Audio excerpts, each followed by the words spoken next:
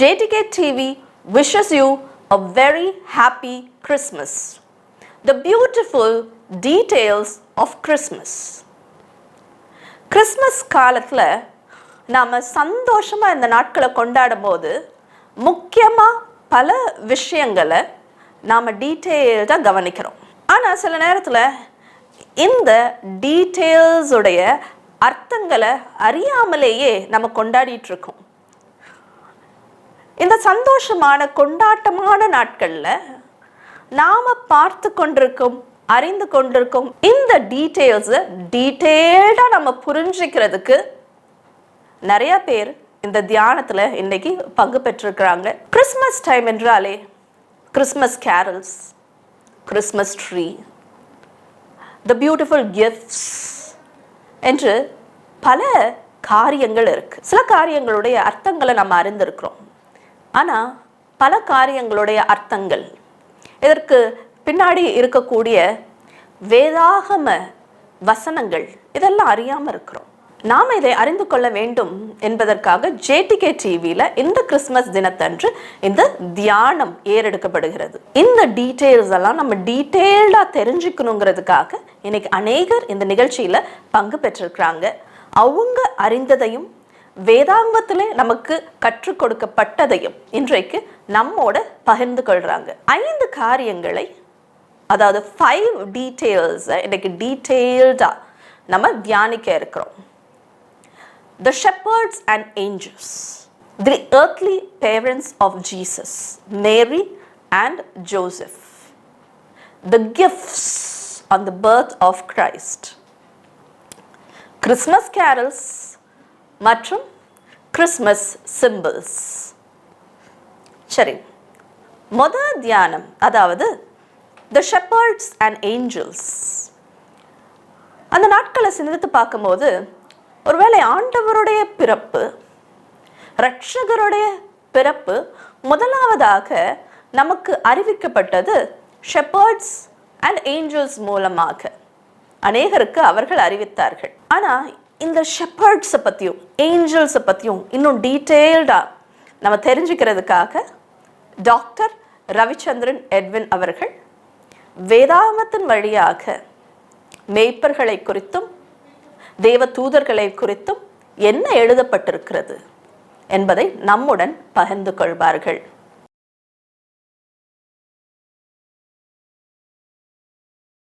I wish JTK family and all the viewers merry and blessed Christmas.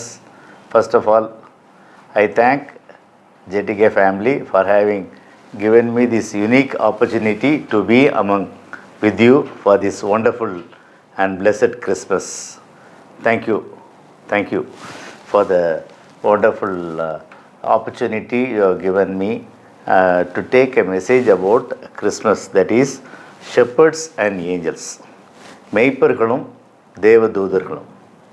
எனக்கு இந்த கொடுத்த அரிய வாய்ப்புக்காக முதலில் JTK ஃபேமிலிக்கு நான் நன்றி சொல்கிறேன். கிறிஸ்துவின் பிறப்பு அநேக அடையாளங்களும் அற்புதங்களும் நிகழ்ந்ததை நாம் கண்டு வருகிறோம். குறிப்பாக இந்த அட்வென்ட் சீசனில் நம்ம கிறிஸ்துவின் பிறப்பை பற்றி நாம் கண்டு உணர்ந்து பகிர்ந்து நாம் நம் குடும்பத்திலும் நம் வேலை செய்கிற இடத்திலும் கிறிஸ்துவை பற்றி நாம் வெளிப்படுத்துவது மிகவும் அது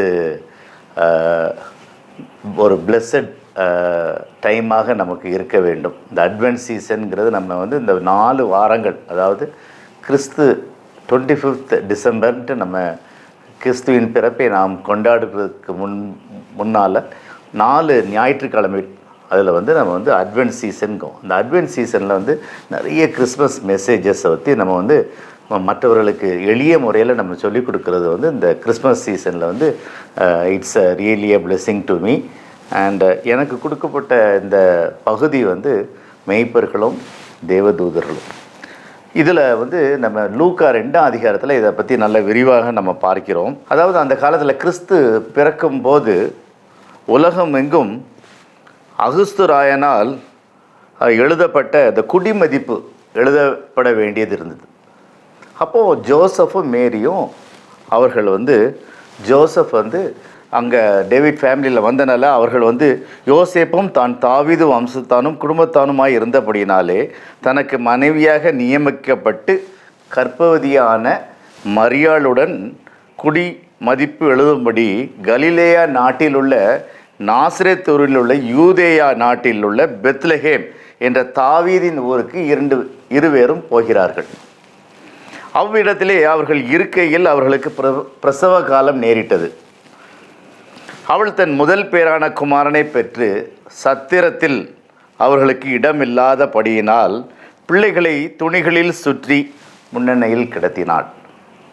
இயேசு பிறப்பு இவ்வளோ ஒரு எளிய முறையில் நடைபெற்றதை நாம் பார்க்கிறோம். சத்திரத்தில் இடம் இல்லாததால் துணிகளில் சுற்றி முன்னணியில் கிடத்தினாள். அப்பொழுது அந்த நாட்டில் மேய்ப்பர்கள் வயல்வெளியில் தங்கி ராத்திரியிலே தங்கள் மந்தையை காத்து கொண்டிருந்தார்கள். அப்போ இயேசுவின் பிறப்பை உலகத்தில் அறிவிப்பதற்கு முதலில் ஏன் தேவதூதர்கள் மூலமாக மெய்ப்பர்களை ஏன் தேர்ந்தெடுத்தார்கள் என்ற கருத்தை நாம் இன்று தியானிக்க போகிறோம். நான் இதை தியானிக்கும் போது எனக்கு ஒரு 10 ரீசன்ஸ் எனக்கு மைண்டில் பட்டதை நான் உங்களிடத்தில் ஷேர் பண்ணுறேன். ஃபாஸ்ட்டாக ஷேர் பண்ணுறேன். 10 பாயிண்ட்ஸ் வந்து எனக்கு ஸ்ட்ரைக் ஆச்சு. அதாவது முதல்ல நம்ம பார்க்கும்போது மெய்ப்பர்கள் வந்து they are considered as the lowest people in the society. Jesus came into this world. கடவுள் இந்த உலகத்தில் ஒரு ஹெல்ப்லெஸ் பேபியாக வந்தது நமக்கு எல்லாருக்கும் தெரியும். He was raised in the craftsman family. ஒரு தச்சன் வீட்டில் தான் அவர் வந்து வளர்க்கப்பட்டார். சத்திரத்தில் இடமில்லை. So he was born in a lowly state. So he chose shepherds.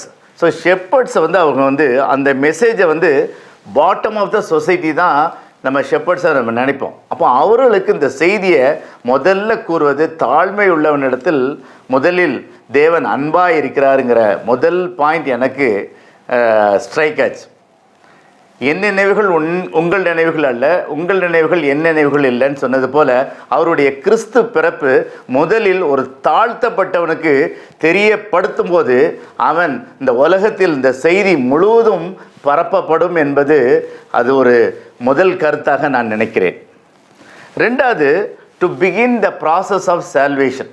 ரெண்டாவது கருத்து, அதாவது இந்த சால்வேஷன், இந்த ரட்சிப்பை, த பர்த் ஆஃப் ஜீசஸ் வந்து first plan, God's plan of salvation in which he took human flesh. அதாவது கிறிஸ்து பிறப்பினால் இதை வந்து அவர்கள் வந்து இந்த பாவத்தில் இருந்து அவர் நம்மைக்கு மீட்டெடுப்பதற்காக, இந்த ரட்சிப்பை பெறுவதற்காக தாம் இந்த உலகத்தில் வந்ததை மெய்ப்பர்களுக்கு அவர்கள் சொல்வதற்காக இந்த மெய்ப்பர்களை அவர்கள் ஏசப்பா தேர்ந்தெடுத்தார். அதாவது நான் இன்னும் கொஞ்சம் விவரமாக சொல்லணும்னா, மெய்ப்பர்கள் தான், அதாவது அந்த ஒரு ஆடை பலி கொடுக்கும்போது மெய்ப்பர்கள் தான் வந்து அதை தேர்ந்தெடுப்பாங்க. எந்த ஆடை வந்து அவங்க பலி கொடுக்கணும் அப்படிங்கிறத அவங்க வந்து இன்ஸ்பெக்ட் பண்ணி அந்த ஆடை வந்து அவங்க தேர்ந்தெடுப்பாங்க. So God chose shepherds. அதாவது இவர் மாம்சத்தில் வெளிப்பட்டதினால் இவரை தான் தியாகமாக அவர்களிடத்தில் கொடுத்து தான் பழுதற்ற ஆட்டுக்குட்டி என்பதை அவர்கள் தெரிந்தெடுக்க வேண்டும் என்பதற்காக ஷெப்பர்ட்ஸை அவர்கள் ஏசப்பா தேர்ந்தெடுத்ததை நாம் பார்க்கிறோம். To inspect the ultimate lamb. அவர் தான் நம்ம அல்டிமேட் லேம்.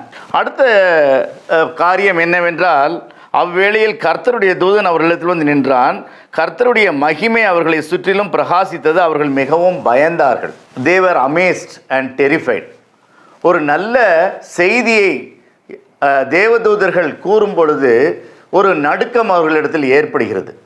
அதாவது நாம் தினம் நாம் வேதத்தை நாம் படிக்கிற இடத்தில் நமக்கு எந்த செய்தி கொடுத்தாலும் நாம் அவ்வளோ தூரத்துக்கு நம்ம வந்து திகிலடைய மாட்டோம். ஆனால் செய்தியே கேட்காத ஒரு தாழ்த்தப்பட்ட மக்களிடத்தில் இயேசுவின் பிறப்பை அவர்கள் கூறும்போது அவர்கள் ஆச்சரியப்பட்டார்கள்.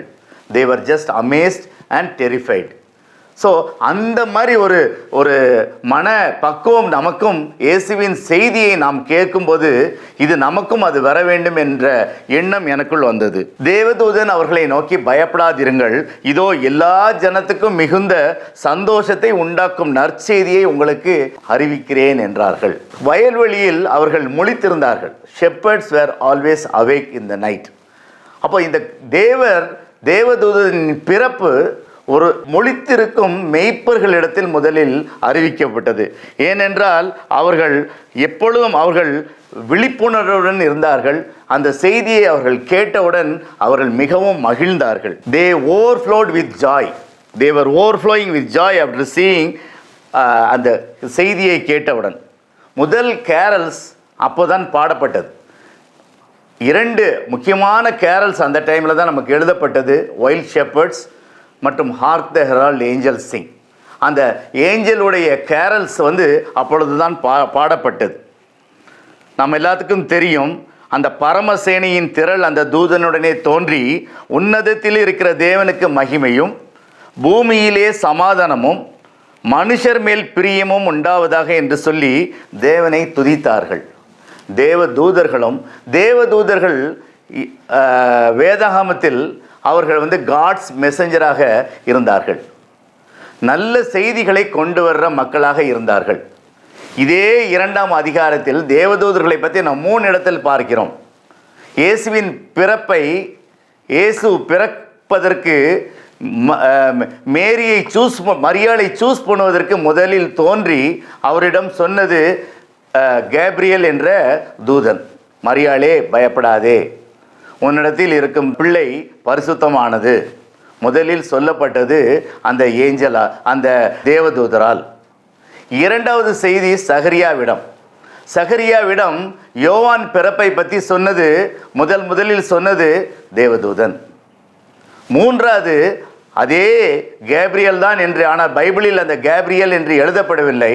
கண்டிப்பாக அந்த கேப்ரியல் தான் இந்த செய்தியையும் மெய்ப்பர்களிடம் சொல்லியிருப்பார்கள். அடுத்த முக்கியமான பாயிண்ட் நம்மளுக்கு என்னென்னா, மெய்ப்பர்கள் இந்த அருமையான செய்தியை கொண்டு போய் அவர்கள் உடனே விரைந்து போகிறார்கள். அந்த வசனத்தை நீங்கள் பார்க்கும்போது தேவதூதர்கள் விரைந்து அவங்க அந்த வசனத்தை நான் வாசிக்கிறேன். தீவிரமாய், அதாவது தேவதூதர்கள் அவர்களிடத்துல போய் சொல்லும்போது தேவதூதர்கள் அவர்களை விட்டு போனவர் தீவிரமாய் போய் மரியாளையும் யோசேப்பையும் முன்னணியிலே கிடத்திருக்கிற பிள்ளையையும் கண்டார்கள். ஸோ ஒரு நல்ல செய்தியை உடனே அவர்களுக்குள்ள ஒரு ஒற்றுமையை நம்ம பார்க்கிறோம். அவர்கள் ஒரு நல்ல செய்தியை சொல்லும்போது உடனே போய் அவங்க பார்க்குறாங்க, காண புறப்படுகிறார்கள். எல்லாரும் சேர்ந்து, மெய்ப்பர்கள் எல்லாரும் சேர்ந்து அந்த அருமையான காட்சியை காண அவர்கள் போகிறார்கள். அவர்களிடத்தில் ஒற்றுமை இருந்தது, அவர்களிடத்தில் ஒபீடியன்ஸ், அவர்களிடத்தில் கீழ்ப்படிதல் இருந்தது. அவர்கள் எல்லாரும் தீவிரமாய் போனார்கள்ங்கிற அந்த 16ஆம் வசனத்தில் தீவிரமாய் ஒரு குட் நியூஸை ஒரு தேவதூதர்கள் சொன்ன உடனே கர்த்தருடைய பிறப்பை சொல்லும்போது அவர்கள் அதை ரிசீவ் பண்ணி அந்த மெசேஜை அவர்கள் ஓடி போய் அந்த பிள்ளையை பார்க்குற அதே எண்ணம் இந்த கிறிஸ்மஸ் சீசனில் நம்ம உள்ளத்துலேயும் இருக்கணும். இயேசுவின் பிறப்பை நம்ம மற்றவரிடத்துல சொல்லும்போது இதே தீவிரமாய் நம்ம இருக்கணும். அந்த சந்தோஷமாக நம்ம போய் சொல்லணும். நம்மளிடத்துல ஒற்றுமை இருக்கணும். அப்படி சொல்லும்போது இயேசுவின் பிறப்பை பிறரும் காணுவார்கள். அவர்கள் எதையும் பற்றி ஒரி பண்ண மாட்டாங்க. அவர்கள் தாழ்த்தப்பட்ட மக்கள். அவர்கள் ஓடுற ஏசப்பாவை போய் பார்க்க போகும்போது they were not worried about what others say. நம்மளும் அதே போல தான். நம்ம ஒர்க் பண்ணுற இடத்துல நம்ம இந்த காஸ்பலை சொல்கிறதுக்கு நம்ம வெட்கப்படக்கூடாது. இப்போ நான் ஒரு கார்டியாலஜிஸ்ட், நான் ஜிஹெச்சில் ஹெச்ஓடி. இப்போ நான் ரவுண்ட்ஸ் போகிறேன்னு நினச்சிக்கிடுங்களேன். அப்போ ஒரு பேஷண்ட்டிட்ட ஏசப்பா தான் சுகம் கொடுத்தாருன்னு அந்த பேஷண்ட் சொல்லும்போது நான் அப்படி ஜஸ்ட் லைக் தட் நான் தட்டி விட்டுட்டு போனேன்னா அது இட்ஸ் நாட் ஃபேர்.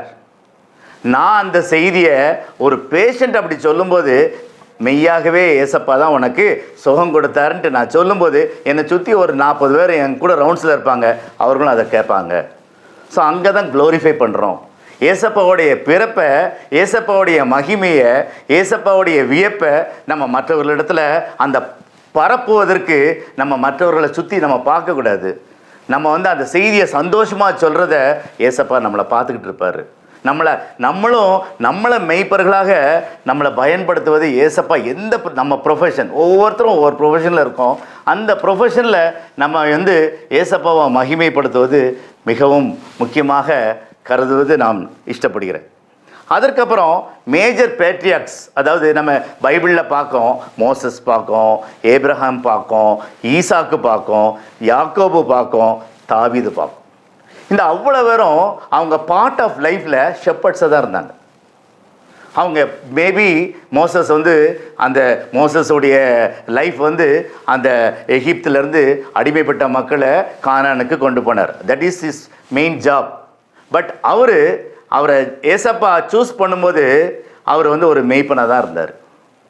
கிங் டேவிடை ஏசப்பா சூஸ் பண்ணும்போது ஹி வாஸ் எ ஷெப்பர்ட். நம்ம எல்லாத்துக்கும் தெரியும், நம்ம எல்லாத்துக்கும் அந்த வசனம் தெரியும். ஏசப்பா வந்து அந்த ஈசாய் வீட்டில் போய் அந்த சாமுவேலை வச்சு அந்த அபிஷேகம் பண்ணுறதுக்கு தாவீது ஈசாய் வீட்டுக்கு போயிருக்காரு. அப்போ தாவீது எங்கே இருந்தான்னு சொல்லி அவங்க அப்பாட்ட யாரையும் அவர் அபிஷேகம் பண்ணலை. இவ்வளோதானா அவன் குழந்தைகள்னு கேட்கும்போது அவர் சொல்கிறாரு, ஈசாய் சொல்கிறாரு, இல்லை இன்னும் ஒரு குழந்தை இருக்கான், அவன் ஆடுகளை மேய்த்து கொண்டு இருக்கிறான்ட்டு. அப்போ தான் அவர் வாரார். So when God chose David as a king, he was a shepherd boy. அப்போ தான் அவர் வாரார், அந்த இடத்துலேருந்து வாராரு. வந்து அவர் அபிஷேகம் பண்ணுறாங்க. அவர் பேட்டில் ஃபீல்டுக்கு போகிறாரு. அந்த பேட்டில் ஃபீல்டில் வந்து அவரை சூஸ் பண்ணுறதுக்கு சால்கிட்ட போய் சொல்கிறார், என்னை சூஸ் பண்ணுறேன். அப்போ சவுல் சொல்கிறான், நீ ரொம்ப சின்ன பையனாக இருக்கியப்பா அப்படிங்க. அப்போது he used his position as a shepherd boy.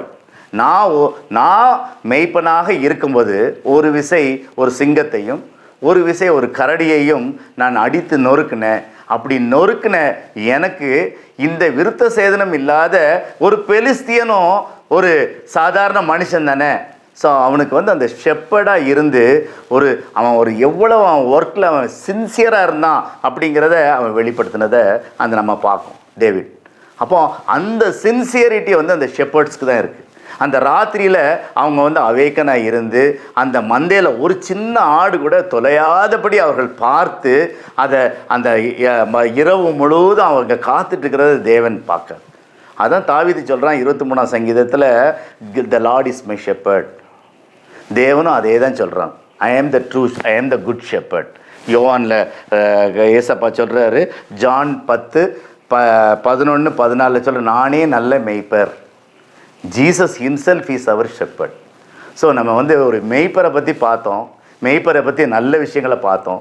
எப்படி அடுத்த விஷயம், தேவன் எவ்வளவு அன்பு கூர்ந்தார் தாழ்மை உள்ளவங்கள இடத்துல அப்படிங்கிறத நம்ம பார்க்கணும். How he sous shepherd to deliver his birth அப்படிங்கிறத பார்க்கும்போது தான் பிறப்பை ஒரு மெய்ப்பர்கள்ட்ட சொல்லி இந்த உலகத்தில் தெரியப்படுத்துறதுக்கு அவர் எவ்வளவோ இஷ்டப்பட்டாருங்கிறத பார்த்தோம். அதுக்கப்புறம் ப்ரொக்ளமேஷனுங்கிறது கடைசி பாயிண்ட்டு.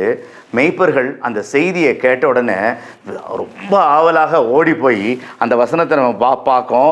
தேவதூதர்கள் அவர்களை விட்டு பரலோகத்துக்கு போன பின்பு மெய்ப்பர்கள் ஒருவரை நோக்கி, நாம் பெத்லகேம் ஊருக்கு போய் நடந்ததாக கர்த்தரால் நமக்கு அறிவிக்கப்பட்ட இந்த காரியத்தை பார்ப்போம் வாருங்கள் என்று சொல்லி தீவிரமாய் வந்து மரியாளையும் யோசேப்பையும் முன்னணியில் கிடத்திருந்த பிள்ளைகளையும் கண்டார்கள். கண்டு அந்த பிள்ளையை குறித்து தங்களுக்கு சொல்லப்பட்ட சங்கதியை பிரசித்தம் பண்ணினார்கள். இதுதான் முக்கியமான பாயிண்ட். இந்த கிறிஸ்மஸ் சீசனில் ஜஸ்ட் லைக் தட் நம்ம வெடி போடுறதோ, கிறிஸ்மஸ் ட்ரீ வைக்கிறதோ, மற்றபடி அலங்காரம் பண்ணுறதோ, பிரியாணி சாப்பிட்றதோ, ஃப்ரெண்ட்ஸை கூப்பிடுறதோ எல்லாம் இருக்கணும். It's a part of Christmas. But main point இந்த கிறிஸ்மஸ் ஏசப்பா நம்மகிட்ட எதிர்பார்க்கறது, அவர் பிறப்பை நம்ம எவ்வளவு சந்தோஷமாக இதை மாதிரி நம்ம சொல்கிறோமா, தீவிரமாக நம்ம போகிறோமா, தீவிரமாக நம்ம கண்டு அதை ரசிக்கோமா, தீவிரமாக நமக்கு சொல்லப்பட்டதை கேட்ட எல்லாருக்கும் அதை எளிய முறையில் ஏசப்பாவை பற்றி நம்ம அறிவிக்கோமா இந்த கிறிஸ்மஸ் சீசனில். இதுதான் நம்ம ஏசப்பா நம்மளுக்கு ப்ரொக்ளமேஷன் தான் நம்ம செய்தியை நம்ம மற்றவர்களுக்கு எவ்வளவு எளிய முறையில் நம்ம அதை சொல்கிறோங்கிறத தேவன் பார்க்கர். அதுதான் நம்மளுக்கு ஒரு முக்கியமான அந்த கிறிஸ்மஸ் செய்தி. அப்போ தேவ தூதர்களை பற்றி நம்ம பார்த்தோம், மெய்ப்பர்களை பார்த்தோம். ஏன் மெய்ப்பர்களை சூஸ் பண்ணாங்கங்கிற இத்தனை பாயிண்ட்ஸ் வந்து நமக்கு ஏசப்பா இன்றைக்கி நமக்கு தியானிக்கிறதுக்கு இந்த நேரம் கொடுத்தாரு. இந்த வாய்ப்பை கொடுத்த ஜேடிகே ஃபேமிலிக்கு நான் மனமார்ந்த நன்றியை சொல்லி என் உள்ளத்தின் ஆழத்துலேருந்து அவங்களுக்கு மெரி கிறிஸ்மஸ் அண்ட் பிளஸட் கிறிஸ்மஸ் சொல்லி இந்த கேட்குற ஒவ்வொருத்தர் ஃபேமிலிலையும் ஏசப்பா உண்மையாக பிறந்து நம்ம ஒவ்வொருத்தரும் ஷெப்பர்டாக மாறி ஏசப்பாவுடைய செய்தியை நம்ம எவ்வளவு சந்தோஷமாக நம்ம வெளியே கொண்டு வரோங்கிறத ஏசப்பா தீவிரமாக பார்த்துட்டு இருக்கிறாரு. நம்ம ஒவ்வொருத்தருக்கும் let it be a blessed Christmas. Merry Christmas to you all. Thank you for the wonderful opportunity. Thank you so much. The earthly parents of the Lord Jesus Christ, Mary and Joseph. மரியாளை பற்றியும் யோசேப்பை பற்றியும் நாம் வேதாகமத்திலே பார்க்கிறோம். The earthly parents of the Lord Jesus Christ. ஆண்டவர் மீது எவ்வளவு அன்பு இருந்திருக்கும், ஆண்டவருடைய அழகை எவ்வளவாக ரசித்திருப்பார்கள். நாம் நம் பிள்ளைகளை அன்பு கூறுவது போல அவர்களும் தன்னுடைய உயிரே கொடுத்து அவர்கள் அன்பு கூர்ந்திருப்பார்கள். The earthly love, the earthly adoration, the affection, the care, all that was present in the heart of Mary and Joseph. ஆனால் இவர்களை பற்றி நாம் இன்னும் ஆழமாக இந்த கிறிஸ்மஸ் நாட்களிலே அறிந்து கொள்ள நம்முடன் மரியாளை பற்றியும் யோசேப்பை பற்றியும் வேதாகமத்திலிருந்து பகிர்ந்து கொள்கிறார்கள் ரெவரண்ட் ஆனந்தராஜ் அவர்கள்.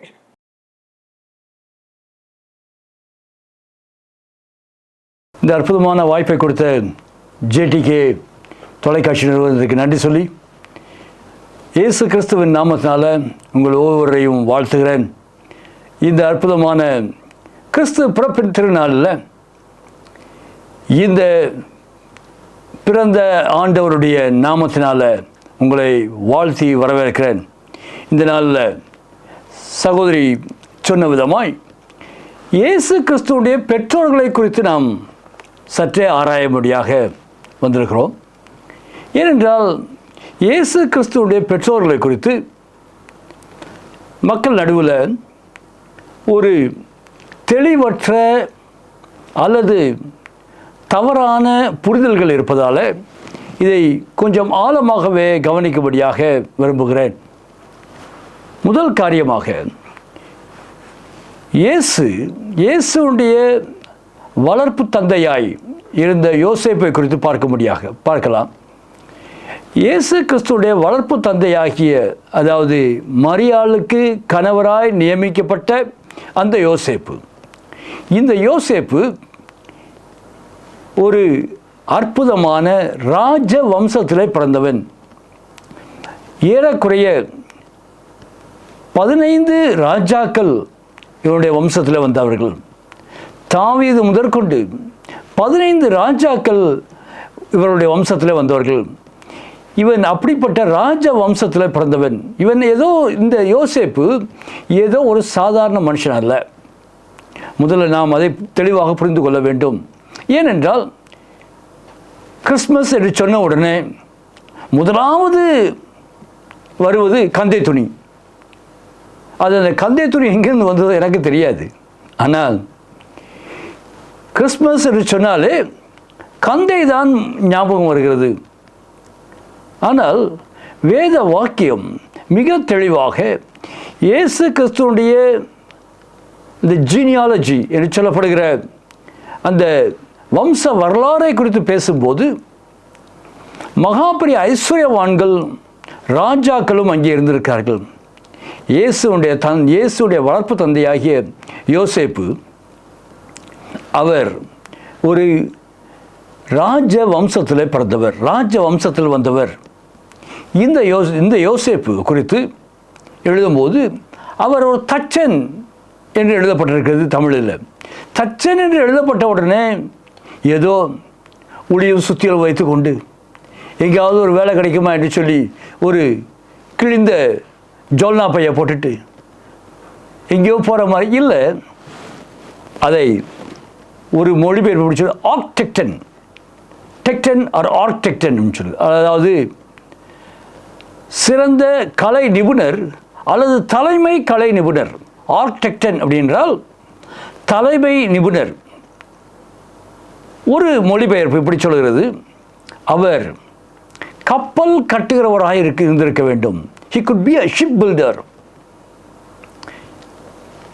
அவர் கப்பல் கட்டுகிற ஒரு அற்புதமான தொழிலை செய்திருக்கலாம், அல்லது அநேக வீட்டுக்கு தேவையான மரச்சாமான்களை செய்கிற ஒரு இண்டஸ்ட்ரியலிஸ்ட், மரச்சாமான்களை செய்கிற ஒரு பெரிய விற்பனையாளர், அல்லது அதை உற்பத்தி செய்கிற ஒரு பெரிய தொழில்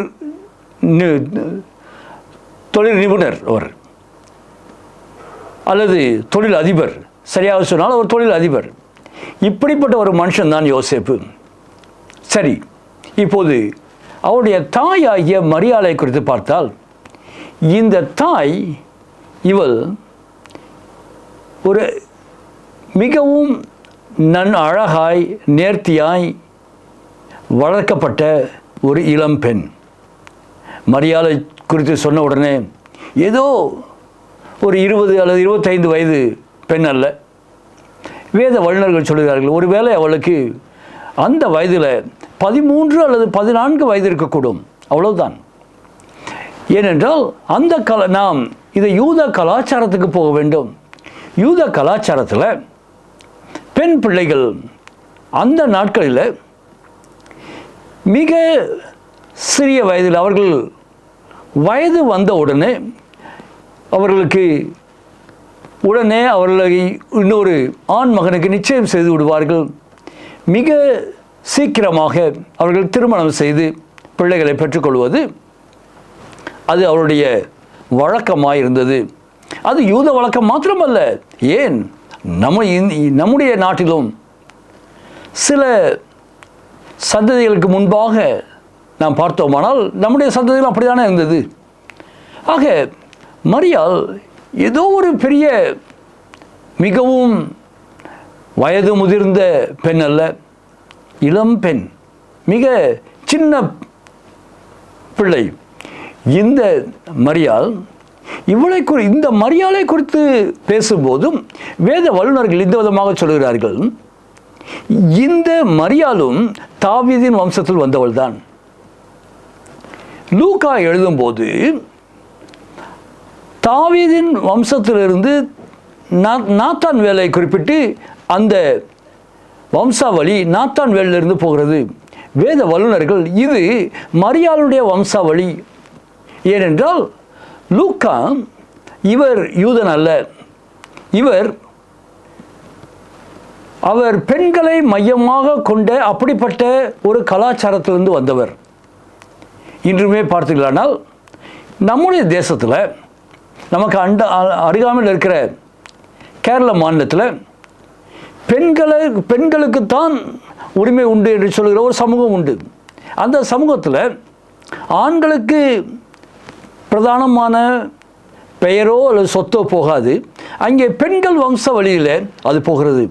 லூக்கா ஒருவேளை அப்படிப்பட்ட வம்ச வழியில் வந்திருக்க வேண்டும். ஆகையினால அவர் மரியாளுடைய வம்சாவளியை குறித்து பேசியிருக்கிறார் என்று வேத வல்லுநர்கள் சொல்கிறார்கள். அப்படியானாலும் அந்த மரியாளும் தாவீதின் வம்சத்தில் வந்தவள்.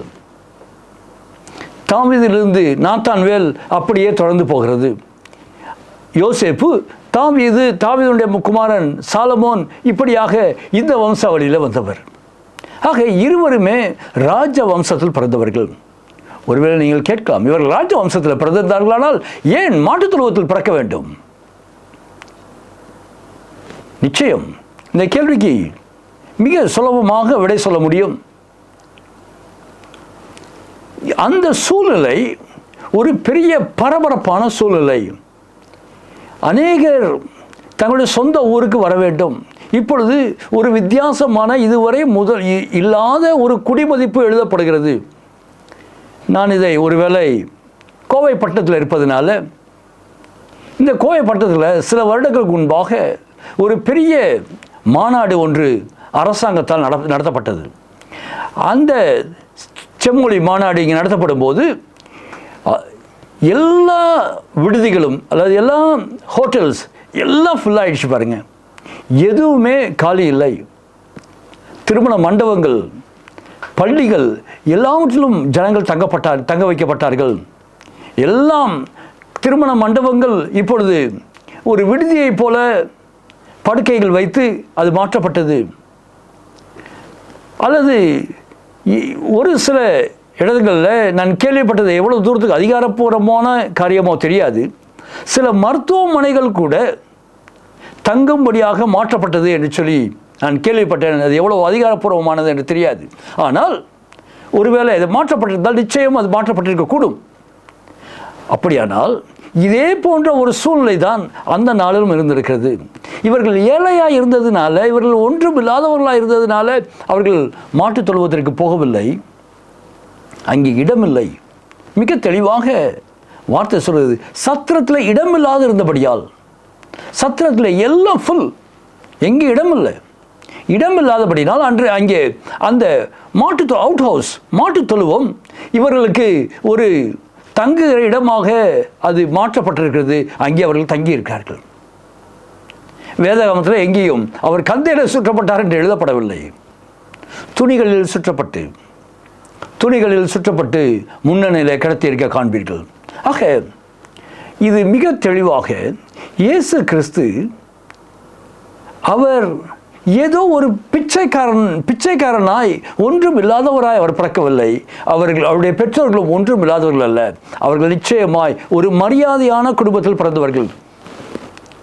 அவர்கள் மிக அழகான நேர்த்தியான குடும்பத்தில் பிறந்தவர்கள். ஆகையினால இந்த காரியத்தை முன்வைத்து ஏதோ ஆண்டவர் தாழ்மையானவர்களை தெரிந்து கொள்வது உண்மை, இழிவானவர்களை தெரிந்து கொண்டது உண்மை.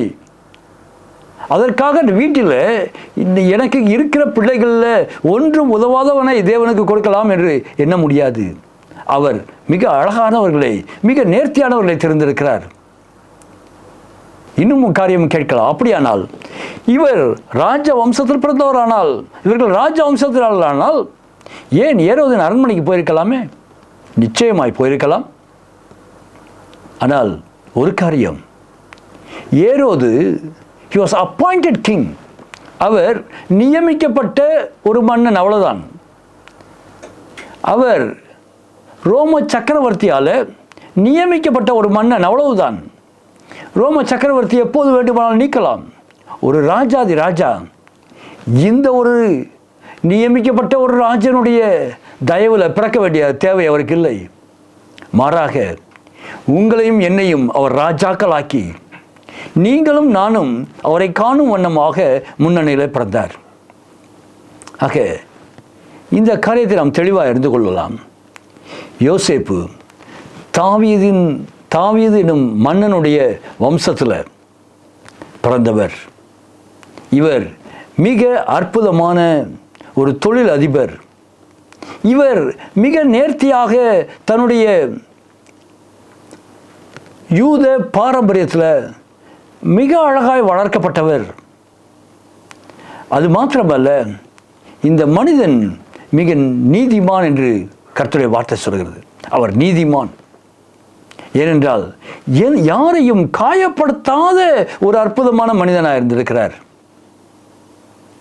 மரியாள் எல்லாவற்றையும் தேவனுடைய வார்த்தையை நம்பி முன் செல்கிறவளாக இருந்திருக்கிறாள். இந்த இளம்பெண் ஒரு வயது முதிர்ந்த எலிசபெத்திடம் பேசுகிறாள். பேசும்போதே எலிசபெத்தின் வயிற்றில் உள்ள பிள்ளை துள்ளுகிறது. அப்படிப்பட்ட ஒரு அற்புதமான இனிய மகள் அவர். ஆகையினால இந்த வேளையில் கர்த்தர் இந்த அற்புதமான தாயாரையும் அந்த தாயாருக்கு நியமிக்கப்பட்ட கணவராய் இருந்த யோசேப்பையும் கொண்டு இயேசு கிறிஸ்துவை நமக்கு பூமியில் தந்தருளினார். மரியாள் கன்னியாக இயேசு கிறிஸ்துவை கற்பந்தரித்தால் அவரை பாதுகாத்து கொள்ளுகிற பொறுப்பு யோசேப்புக்கு அளிக்கப்பட்டது.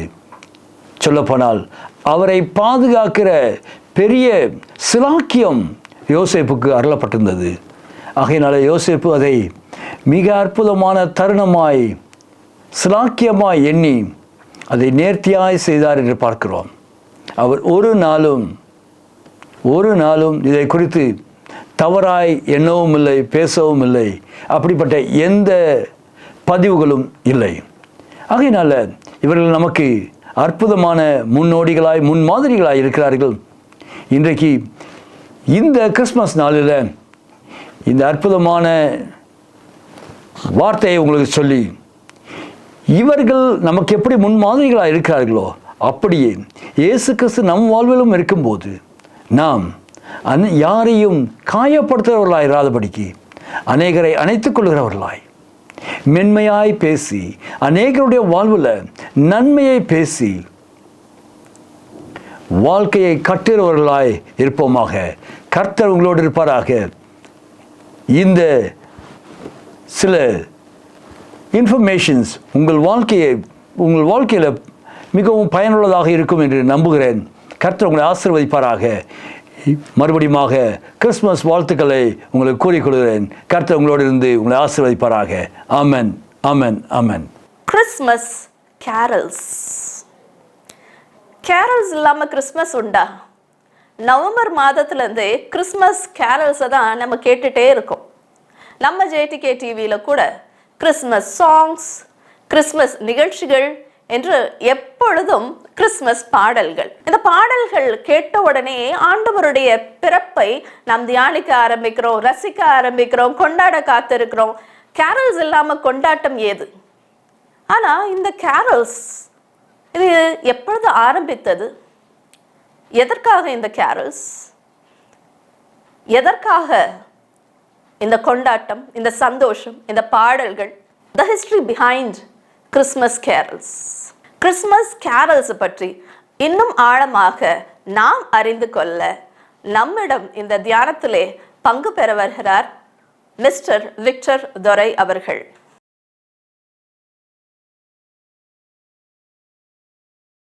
அன்பான ஜேடிகே நேயர்கள் யாவருக்கும் அன்பான கிறிஸ்மஸ் நல் வாழ்த்துக்களை விக்டர் ஆகிய நான் எங்கள் குடும்பத்தோடு உங்களுக்கு நான் சொல்லிக் கொள்கிறேன். இந்த கிறிஸ்மஸ் உங்களுக்கு ஆசீர்வாதம் உள்ள, அர்த்தமுள்ள ஒரு கிறிஸ்மஸாக இருக்கட்டும் என்று சொல்லி மனதார உங்களை வாழ்த்துகிறேன். Let this Christmas be a meaningful, blessed and fruitful Christmas and a bright new year 2025. இந்த நாளில் விசேஷமாக உங்களோடு கூட ஒரு முக்கியமான ஒரு காரியத்தை குறித்து பேச வேண்டும் என்று சொல்லி அழைக்கப்பட்டேன். கிறிஸ்மஸ் கேரல்ஸ், கிறிஸ்மஸ் கீதங்கள், ரைட்? கிறிஸ்மஸ் கீதங்கள் எப்படி ஆரம்பிச்சது, என்னென்னலாம் நடந்துச்சு, ரொம்ப சுருக்கமாக அவங்க மத்தியில் நான் சில காரியங்களை சொல்ல வருங்க. உங்களுக்கு நல்லா தெரியும், முதல் பாடல் எங்கே நடந்துச்சுன்னா, அந்த மேய்ப்பர்கள் வயல் வெளிகளிலே மந்தையை மேய்த்து கொண்டிருக்கும் பொழுது, உன்னதத்தில் இருக்கிற தேவனுக்கு மகிமையும் பூமியிலே சமாதானமும் மனுஷர் மேல் பிரியமும் உண்டாவதாக. நான் அந்த ஒரு போடும்போதே உங்களுக்கு ஒன்று புரிஞ்சிருக்கும். திருப்பி சொல்கிறேன். உன்னதத்தில் இருக்கிற தேவனுக்கு மகிமையும் பூமியிலே சமாதானமும் மனுஷர் மேல் பிரியமும் உண்டாவதாக. இந்த பாடலை இந்த கிறிஸ்மஸ் கீதத்தில் நம்ம எல்லாத்துலேயும் பாடுவோம். Glory to God in the highest, எல்லா கிறிஸ்மஸ் கீத ஆராதனையிலும் நம்ம பாடுவோம். ஆனால் இதில் ஒரு பெரிய அர்த்தத்தை அந்த பாடல் முதல்லே சொல்லும்போது சொல்லிட்டார் இல்லையா? உன்னதத்தில் இருக்கிற தேவனுக்கு மகிமை என்ன, அவர் தான் இறங்கி வந்தார். பூமியிலே சமாதானம், இன்னைக்கு சமாதானம் இல்லையே நினச்சிட்டு இருக்கோம். சமாதானத்தை வைப்பதற்காக வந்தவர், அதற்காக தான் பிறந்திருக்கார். மனுஷர் மேல் பிரியம், மனுஷர்களை நேசித்ததுனால அவர் இறங்கி வந்தார். இந்த கிராஸ், இந்த சிலுவை அன்றைக்கே முதல் பாடலாக சொல்லப்பட்டது. சரிதானா? அந்த பாடலில் ரொம்ப தெளிவாக சொல்லியிருக்கு. உணர்த்திருக்க தேவனுக்கு மகிமை, பூமியிலே சமாதானம், மனுஷர் மேலே பிரியம். அந்த கோடை போட்டிங்கன்னா சிலுவைக்கு போகிறதுக்கு தான் வந்திருக்காரு இவர். இந்த இயேசு பாலகன் எதற்காக பிறந்தார்? சிலுவையிலே மரிப்பதற்காக பிறந்தார் என்பதை பிரகடனப்படுத்துவதற்காக அழகாக அன்னைக்கே பாடல் சொல்லப்பட்டது, பாடப்பட்டது. அந்த மேய்ப்பர்களுக்கு இந்த பாடல் அழகாக வந்து கேட்டுட்டு முதல்ல அவங்க போய் குழந்தை இயேசுவை, பேபி ஜீசஸை பார்க்குறாங்க. சரியா? இதுதான் அந்த பாடல் அன்றே ஆரம்பித்தது. சரி, அதுக்கப்புறம் என்ன ஆச்சு? கிறிஸ்மஸ் கேரல் அப்படின்னு சொல்லி ஒன்று எப்போ வந்துச்சு, எப்படி உருவாச்சு, என்னென்னலாம் செஞ்சாங்க, இதை பற்றி தான் நான் ரொம்ப சுருக்கமாக அவங்களோட கூட பேச போகிறேன். ஃபர்ஸ்ட் கிறிஸ்மஸ் கேரல் எப்போ பண்ணாங்க தெரியுமா? யாருக்காவது தெரியுமா? நான் அதை குறித்து கொஞ்சம் ரிசர்ச் பண்ணேன். ரொம்ப அழகாக சொல்லப்பட்டிருக்குது. 129 கிறிஸ்துவுக்கு பின், ஏடி அன்னா டொமினா, கிறிஸ்துவுக்கு பின் 129வது ஆண்டில், ஆண்டவருக்கு பின் வந்து இந்த பாடல் முதல்ல பாடப்பட்டுச்சு. First Christmas carol came around AD 129, just 30 years after the death of Apostle John. அப்போஸ்தலர் ஜான் யோவான் இருக்கார்ல, யோவான் அப்போஸ்தலர் இறந்த 30 வருடங்கள் கழித்து முதல் கிறிஸ்மஸ் பாடல் பாடப்பட்டது. எங்கே? த பிஷப் ஆஃப் ரோம் அந்த டைமில் டெலஸ்போரஸ் என்ற ஒரு ராஜா இருந்த காலத்தில் இந்த பாடல் holy night of nativity of our lord and saviour Jesus Christ. அது என்ன சொன்னாங்கன்னா ஏஞ்சல்ஸ் ஹிம் அப்படின்னாங்க. கேரல்னு அந்த பேர் வரல, கிறிஸ்மஸ் கீத பாடல்னு வரல, அது ஏஞ்சல்ஸ் ஹிம், அதாவது தேவதூதர்களின் பாடல் அப்படின்னு சொல்லி ஆரம்பித்தாங்க. அதுதான் முதல் கிறிஸ்மஸ் கேரல். நல்லா புரிஞ்சுக்கோங்க. அதர் தேன் அந்த முதல்ல மெய்ப்பர்களுக்கு சொல்லப்பட்ட அந்த பாடலுக்கு அப்புறம் பாடப்பட்டது முதல் கிறிஸ்மஸ் கேரல் 129 AD. சரியா? The first Christmas carol is generally considered to be angels hymn, தேவதூதர்களின் பாடல். சரியா? 129 AD பாடப்பட்டது. எதை வச்சு எதை பேஸ் பண்ணி பாடினாங்கன்னா நமக்கு நல்லா தெரிஞ்ச லூக்கா 2ஆம் அதிகாரம் 14ஆம் வசனம். உன்னதத்தில் இருக்கிற தேவனுக்கு மகிமையும் பூமியிலே சமாதானமும் மனுஷன் மேல் பிரியமும் உண்டாவதாக என்று சொல்லி தேவனை துதித்தார்கள் பரமசேனை தூதனோடு சேர்ந்து அப்படின்னு சொல்லியிருக்கல. பரமசேனையின் திரள் அந்த தூதனோடு சேர்ந்து பாடின அந்த பாடலை தான் முதல் கிறிஸ்மஸ் பாடலாக 129 AD ஆண்டவர் பிறந்த பின்பு பாடினார்கள். Glory to God in the highest and peace on earth to men. Right? சரிதான். இதான் முதல் கிறிஸ்மஸ் பாடல். எப்படி கிறிஸ்மஸ் கீதம் வந்தது, கேரல் வந்ததுன்னு சொல்லி நம்ம பார்க்குறோம். ரைட்? அப்புறம் அப்படி தொடர்ந்து நாட்கள் செல்ல அப்படியே அந்த பாடல்கள் வந்துகிட்டே இருந்துச்சு. அப்போ இங்கே அடுத்த ஒரு மிக முக்கியமான பாடல் இன்றைக்கி நம்ம எல்லாரும் பாடுற ராக்காலம் பெத்லேம் மேய்ப்பர்கள், வைல்ட் ஷெப்பர்ட்ஸ். இந்த பாடல் 1700ஆம் ஆண்டிலேயே எழுதப்பட்டது. எத்தனை வருஷத்துக்கு முன்னால் பாருங்கள், 1700 1700 இந்த பாடல் நகும் டெட் அப்படின்னு சொல்லி ஒருத்தர் இந்த நேட்டிவிட்டி ஹிம்மாக இந்த வைல்ட் ஷெப்பர்ட்ஸ் வாட்ச் தேர் ஃப்ளாக்ஸ் அப்படின்னு 1696 கிட்டத்தட்ட 1700ஆவது ஆண்டுகளில் இந்த பாடலை முதல் முறையாக இந்த ஹிம்மை வெளியே விட்டார். பார்த்துக்கோங்க. அது எதை பேஸ் பண்ணி வந்துச்சுன்னா லூக்கா 2ஆம் அதிகாரம் 8ஆம் வசனம். அப்பொழுது அந்த நாட்டிலே மேய்ப்பர்கள் வயல்வெளியில் தங்கி ராத்திரியிலே தங்கள் மந்தையை காத்து கொண்டிருந்தார்கள். Wild shepherds watched their flocks by night. They seated on the ground. The angel of the Lord came அப்படின்னு சொல்லி நம்ம வாசிக்கிறோம்ல. இந்த பகுதியை வச்சு லூக்கா 2:8 வச்சு இந்த பாடலை இவர் எழுதினார். இவர் எழுதி அது அப்படியே அது வந்து வெளியே வேறு லெவலுக்கு அது வெளியே வந்துச்சு. சரிதானா? டியூன் போட்டு அதுக்கப்புறம் அப்படியே அதுக்கு ஒரு மெலடி கொடுத்து டியூன் போட்டு அந்த ஹிம் என்ன சொன்னாங்கன்னா, the hymn is about the annunciation to the shepherds and an event from the nativity of Jesus. அவங்க எல்லாரும் போய் எப்படி மேய்ப்பர்கள் பார்த்தாங்க அப்படிங்கிறத சொல்லப்படுகிற ஒரு அற்புதமான பாடல். Shepherds were watching their flocks at night. An angel visited them, told them that Jesus is born. Right? அந்த சாங். ஸோ ஒரு சாங்கை பற்றி நம்ம நல்லா தெரிஞ்சிட்டோம். 1700 எழுதப்பட்ட இந்த பாடல் இன்றைக்கும் நம்ம பாடிட்டே இருக்கிறோம். ஸோ இந்த கிறிஸ்மஸ் கேரலுடைய ஆழங்களை அர்த்தங்களை நம்ம புரிஞ்சுக்கிடணும். சரிதானே? இவ்வளோ அழகாக ஆண்டவர் அந்தந்த நாட்களிலே அந்தந்த மனிதர்களை தெரிந்தெடுத்து இந்த பாடல்களை உருவாக்கி இவ்வளோ தூரம் நமக்கு கொண்டு வந்து நமக்கு ஆசீர்வாதத்தை கொடுத்துருக்கிறார். ஸோ முதல்ல எங்கே ஆரம்பிச்சதுன்னு பார்த்தோம், எப்போ பாடப்பட்டதுன்னு பார்த்தோம், ஏஞ்சல்ஸ் ஹிம்னு பாடப்பட்டது பார்த்தோம். அந்த வைல்ட் ஷெப்பர்ட்ஸ் எந்த ஆண்டிலே அந்த வைல்ட் ஷெப்பர்ட்ஸ் வாட்ச் அந்த கிறிஸ்மஸ் கேரல் ஆரம்பித்தது அதையும் பார்த்தோம். மூணாவது இன்னொன்று நான் பார்த்து சொல்லி உங்களுக்கு முடிக்க விடுறேன். இதெல்லாம் ஃபேமஸான சாங் எப்படி வந்துச்சு இந்த கிறிஸ்மஸ் கேரல்ஸ் அப்படிங்கிறத நீங்கள் புரிஞ்சுக்கிறதுக்காக. அடுத்த சைலண்ட் நைட். இந்த சைலண்ட் நைட் சாங் வந்து இன்றைக்கி சொல்கிறாங்க கிட்டத்தட்ட 300க்கும் மேற்பட்ட லாங்குவேஜில் டிரான்ஸ்லேட் பண்ணப்பட்டிருக்கு. அந்த only song that has been translated into more than 300 languages is அது மட்டும் இல்லை, the most recorded Christmas song silent night. சரியா?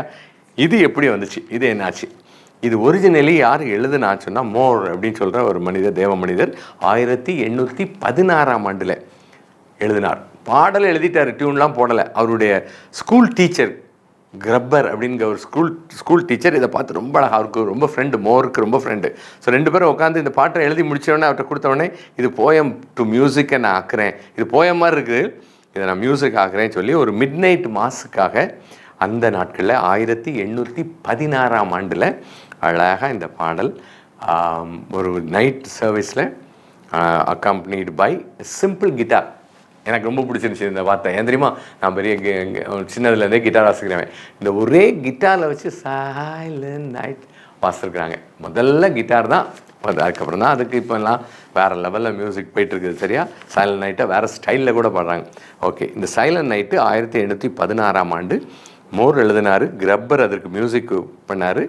அதை எழுதி அன்றைக்கி அந்த பாடல்கள் இன்றைக்கி கிறிஸ்மஸ் கேரளாக வந்துட்டுருக்குது. சாங்ஸ் பாப்புலாரிட்டி ஸ்ப்ரெட் குயிக்லி, ரொம்ப சீக்கிரமாக அது வந்து வெளியே போக ஆரம்பிச்சிது. மார்க்கெட்டில் 1831 1831ஆம் ஆண்டில் அது வெளியே வந்துச்சு. என்ன சரியா? அந்த பாடல்கள் வெளியே வந்து இன்றைக்கு எத்தனை ஆண்டுகள் ஆகிட்டுன்னு பாருங்கள். இன்றைக்கு இந்த பாடல்கள் இந்த சைலண்ட் நைட் எங்கே போனாலும், எந்த கேரல் சர்வீஸ்லனாலும், எந்த சர்ச் சர்வீஸில் கிறிஸ்மஸ் கேரல்ஸ்லனாலும் முடிஞ்ச பிறகு எல்லாம் கேண்டிலை வச்சு அழகாக சைலண்ட் நைட் பாடுறோமே. இப்படி அதில் ரொம்ப அழகான அந்த வார்த்தைகளை அதில் வந்து போடப்பட்டு அது வந்திருக்கு. சரிதானா? ஸோ 3 காரியம் நம்ம பார்த்தோம். ஒன்று 1129 AD கிறிஸ்மஸ் கேரல் என்ற ஏஞ்சல்ஸ் சாங், ஏஞ்சல்ஸ் ஹிம் என்று சொல்லி ஆரம்பிக்கப்பட்டது. அப்புறம் வைல்ட் ஷெப்பர்ட்ஸை பற்றி பார்த்தோம். 1700 ஆண்டுகளில் இந்த பாடலில் எழுதி இன்றைக்கும் பாடிட்டு இருக்கோம். ராக்காலத்தில் மேய்ப்பர்கள் கிறிஸ்மஸ் கீத ஆராதனையில் அல்லது சர்வீஸில், ஏர்லி மார்னிங் சர்வீஸில் காணிக்கைக்கு அந்த பாடல் தான் எல்லா சர்ச்சஸ்லேயும், நம்ம சர்ச்சஸில் பார்த்தீங்கன்னா. ஸோ இந்த அழகான பாடலை உருவாக்கின தேவ மனிதர்களுக்காக நன்றி செலுத்துவோம். இதை பற்றி புரிந்து கொள்வோம், தெரிந்து கொள்வோம். ஏதோ தெரியாமலே நம்ம பாடிட்டு இருக்கோம். அதே போல் சைலண்ட் நைட்டு கிட்டாரை வச்சு தான் ஃபஸ்ட்டு வாசிருக்காங்க. ஏன்னா அன்றைக்கி கீபோர்டு ஒர்க் ஆகலையாம். அதை பற்றி ரொம்ப அழகாக டீட்டெயிலாக சொல்கிறாங்க. எல்லாம் பண்ணியாச்சு, கொயர் வந்து நின்னாச்சு, பாட போகிறாங்க. கீபோர்டு அமுக்கி பார்க்க சத்தமே வரல. உடனே ஒருத்தர் கிட்டார் எடுத்து அழகாக கிட்டார் வச்சு first it was sung with a guitar. எனக்கு ரொம்ப சந்தோஷமாக இருக்குது. ஸோ இப்படிப்பட்ட அழகான பாடல்களை கொடுத்த தேவ மனிதர்களுக்காக நன்றி செலுத்துவோம். இன்றைக்கும் இந்த பாடல்கள் உயிரூட்டப்பட்டு கொண்டே இருக்குது. ஒவ்வொரு டிஃப்ரெண்ட் வேர்ஷன்ஸில் அது வந்துகிட்டே இருக்குது. ஸோ கிறிஸ்மஸ் கேரல் எவ்வளோ இம்பார்ட்டன்ட். அதை சும்மா ஏதோ பாடுறோம் கீத ஆராதனை அப்படின்னு போய் உட்காந்து நல்லா பாடினாங்கன்னு சொல்லிட்டு வர்றதுக்கா இல்லை. பாடல்களின் ஆழங்கள், அர்த்தங்கள் நம்முடைய வாழ்க்கையை தொடரும். சரிதானா? அந்த அமைதியான இரவிலே எனக்காக அந்த இயேசு அங்கே பாலகனாக பிறந்தார். அவர் பிறந்ததுனால தான் இன்றைக்கி நான் வாழ்ந்து கொண்டு இருக்கிறேன் என்ற அந்த நம்பிக்கை நமக்கு வரணும். இந்த பாடல்களை பாடும்பொழுது ஏதோ இந்த கேரல் ரவுண்ட்ஸில் பாடினாங்க, அப்படி கைத்தட்டி பாடினாங்க, ட்ரம்ஸ் வாச பாடினாங்க, காணிக்கையை போட்டோம் அப்படின்னு அந்த பாடல்களை பாடும் பொழுதே எனக்காக பிறந்தார் அப்படிங்கிற அந்த காரியத்தை நீங்கள் கண்டிப்பாக உணர்ந்து கொள்ள வேண்டும். நான் ஒரு வசனத்தை அடிக்கடி ஒரு வார்த்தையை சொல்லுவேன், அதை சொல்லி நான் முடிக்கிறேன். சரிதானா? அந்த வார்த்தைகள் என்ன அழகாக சொல்லப்பட்டிருக்குன்னா, நமக்கு இணையாக தம்மை தாழ்த்தினார். எதற்காக? தமக்கு இணையாக நம்மை உயர்த்த. நமக்கு இணையாக தம்மை தாழ்த்தினார். எதற்காக? தமக்கு இணையாக நம்மை உயர்த்த. இப்படிப்பட்ட பாடல்களை தான் நாம் பாடுகிறோம். உணர்ந்து கொள்வோம், ஆண்டவர் நமக்காக வந்தார். கர்த்தர் உங்களை ஆசீர்வதிப்பார். இந்த கிறிஸ்மஸ் காலங்கள் உங்களுக்கு ஆசீர்வாதமான, அர்த்தமுள்ள, எதற்காக இயேசு வந்தார், அதை நாம் எப்படி பிரகடனப்படுத்த வேண்டும், இன்னும் அறியாத மக்களுக்கு இயேசு எதற்காக பிறந்தார் சொல்ல வேண்டும் என்பதை நீங்கள் செய்ய வேண்டும் என்று சொல்லி JTK நேயர்கள் அத்தனை பேருக்கும் என்னுடைய கிறிஸ்மஸ் நல்வாழ்த்துக்களை தெரிவித்து நான் முடிக்கிறேன். சின்ன ஜெபம் பண்ணிடலாமா? தகப்பனே, கிறிஸ்மஸ் கீத பாடல்கள், இந்த பாடல்கள் எல்லாம் எங்களை எந்த அளவு தொட்டிருக்கிறது என்பதை நினைத்து நன்றி செலுத்துகிறோம். எங்களுக்காக நீங்கள் மனிதர்களை உருவாக்கி அங்கங்கே அழகான பாடல்களை இந்த கிறிஸ்மஸ் கேரல்ஸில் நாங்கள் பாடுவதற்கு எங்களுக்கு நீங்கள் கற்றுக் கொடுத்துருக்கீங்க. தொடர்ந்து இதை நாங்கள் நம்முடைய வருகை மட்டும், நீங்கள் முதல்ல குழந்தையாக வந்த நீர் நியாயாதிபதியாக வரப்போது, அது வரைக்கும் நாங்கள் பாடுவதற்கு உதவி செய்யும். JTK நிகழ்ச்சிகளை ஆசீர்வதியும். அதை பொறுப்போடு, தியாகத்தோடு, ஆண்டவரே டெடிகேஷனோடு, கமிட்மெண்ட்டோடு செய்த அத்தனை பேர் மேலேயும் உங்களுடைய கரம் கிருபை இருக்கட்டும். ஆசீர்வதியும். இயேசு மூலமாக ஜெபிக்கிறேன் பிதாவே. ஆமென். Thank you very much. God bless you. The fourth detail, the gifts given to the Lord Jesus Christ. Christmas என்றாவே பரிசுகள் தான். ஆனால் ஆண்டவர் பிறந்த அந்த தினத்தில் அவருக்கு அநேக பரிசுகள் கொடுக்கப்பட்டது. அதுவும் ஞானிகள் பரிசை கொடுத்தார்கள். ஞானிகள் பரிசை கொடுக்கும் பொழுது நிச்சயமாக அந்த பரிசுகள் எல்லாவற்றிலேயும் ஒரு அடையாளம் இருந்திருக்கும். Why was this gift given? Why was myrrh given? Why was frankincense given? எதற்காக இந்த பரிசுகள் கொடுக்கப்பட்டது? இந்த பரிசுகளுடைய டீட்டெயில்ஸ் எல்லாமே வேதாகமத்திலே எழுதப்பட்டிருக்கிறது, நாம் அறிந்து கொள்ள வேண்டும் என்பதற்காக. அப்பொழுது அது ஒரு அடையாளமாக இருந்திருக்கும். அது என்ன அடையாளம்? இந்த கிறிஸ்மஸ் நாட்களிலே பரிசுகளை பகிர்ந்து கொள்ளும் பொழுது ஆண்டவராகிய இயேசு கிறிஸ்துவுக்கு கொடுக்கப்பட்ட அந்த பரிசுகளின் அடையாளங்கள், காரணங்கள், ஞானி எதற்கு கொடுத்தார்கள் நாம் அறிந்து கொள்ள வேண்டும். Of course, it is written in the Gospels, but let us learn about the gifts more deeply. இன்றைக்கு இந்த பரிசுகளை குறித்து நமக்கு கற்றுக் கொடுக்க வருகிறார் டாக்டர் ஷோஃபெட் ஃப்ரெட்ரிக் அவர்கள்.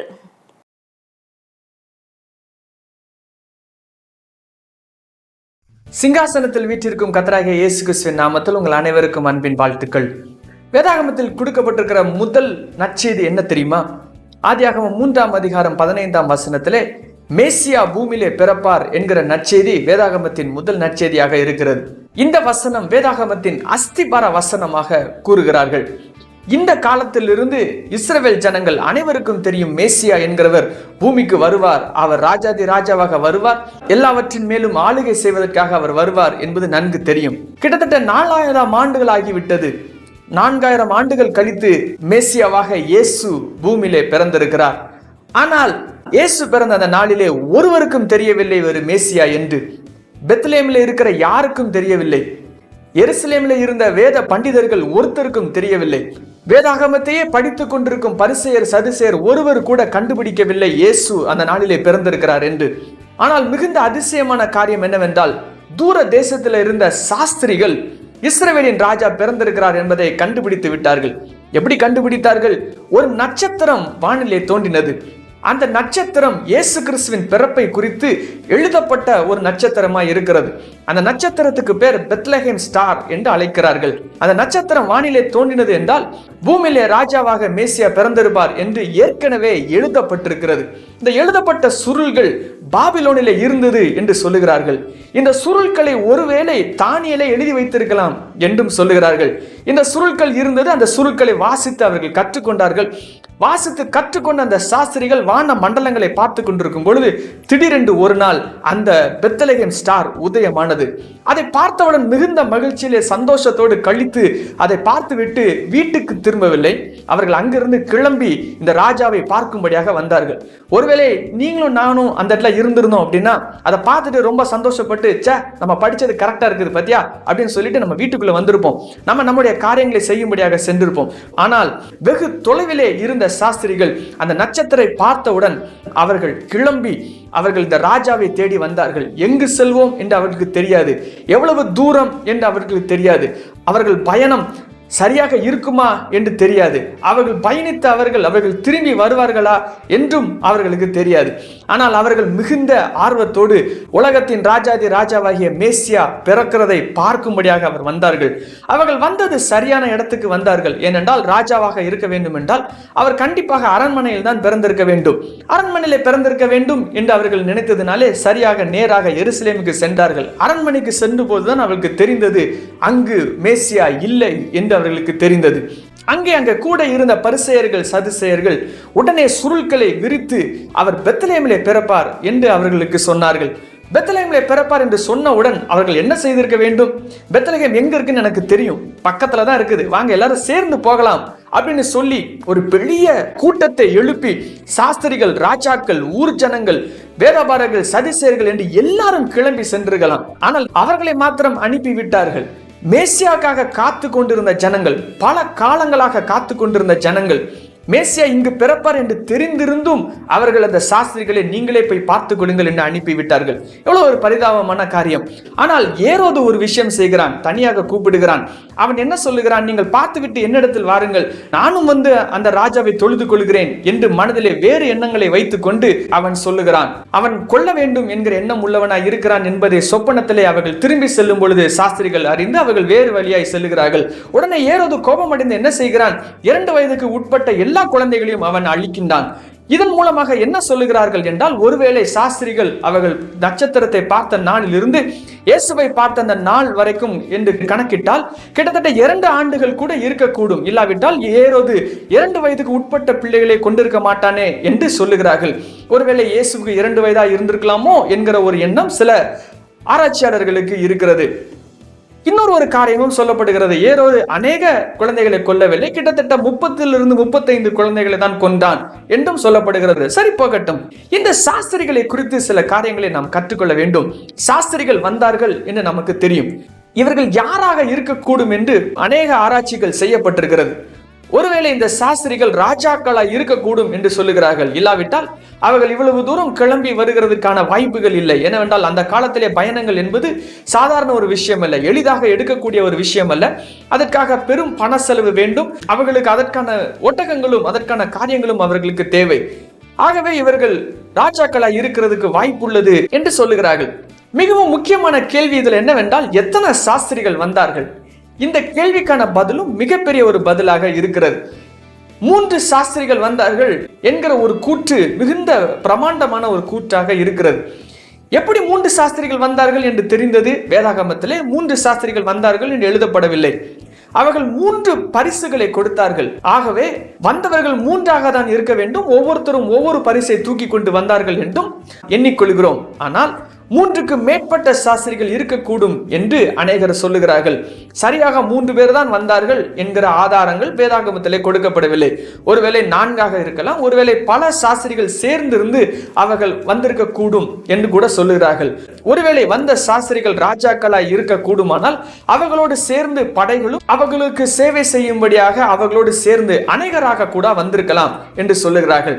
சரி, வந்த சாஸ்திரிகள் என்ன செய்தார்கள்? இதுதான் இந்த காரியத்திலே மிக முக்கியமாக அறிந்து கொள்ள வேண்டியது. அவர்கள் எதற்கு வந்தார்கள்?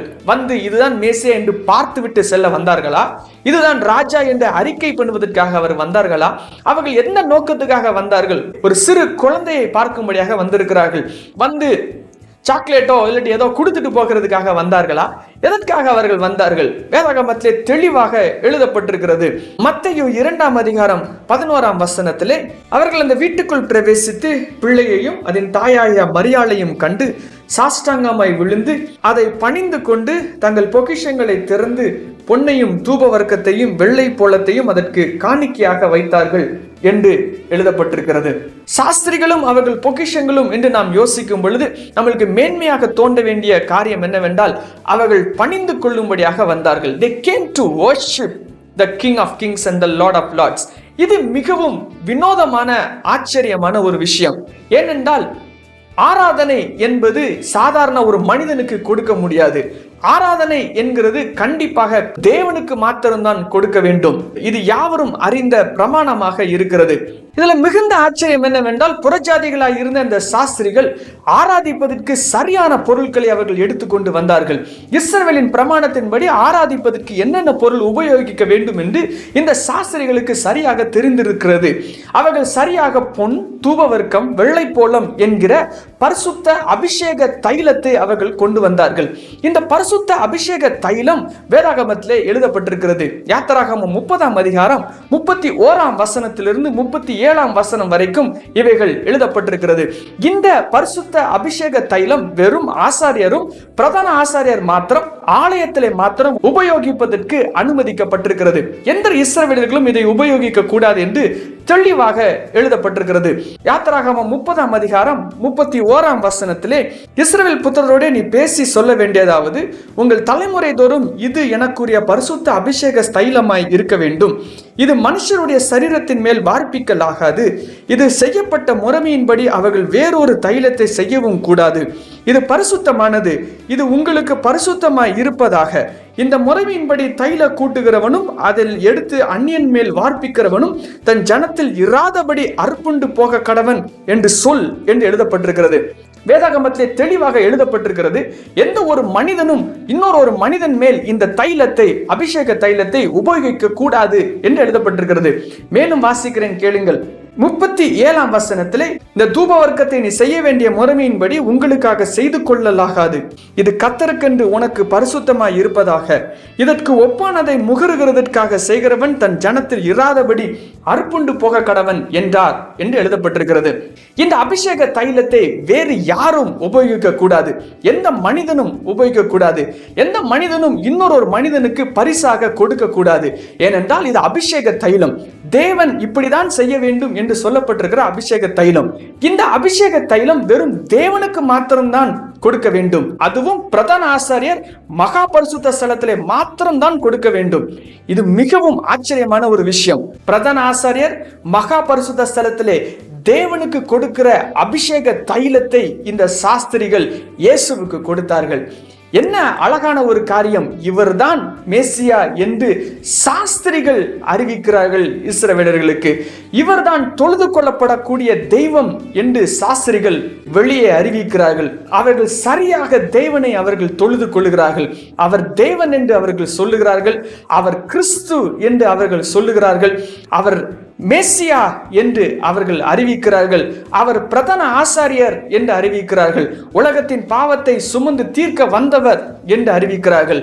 இதில் இன்னொரு ரகசியமும் அடங்கியிருக்கிறது. இந்த 3 பொக்கிஷங்களும் இயேசுவினுடைய ஊழிய அழைப்பை, இயேசு பூமியிலே செய்ய போகிற அழைப்பையும் இவை அறிவிக்கிறது. பொன் இயேசு ராஜாதி ராஜா என்று அறிவிக்கிறது.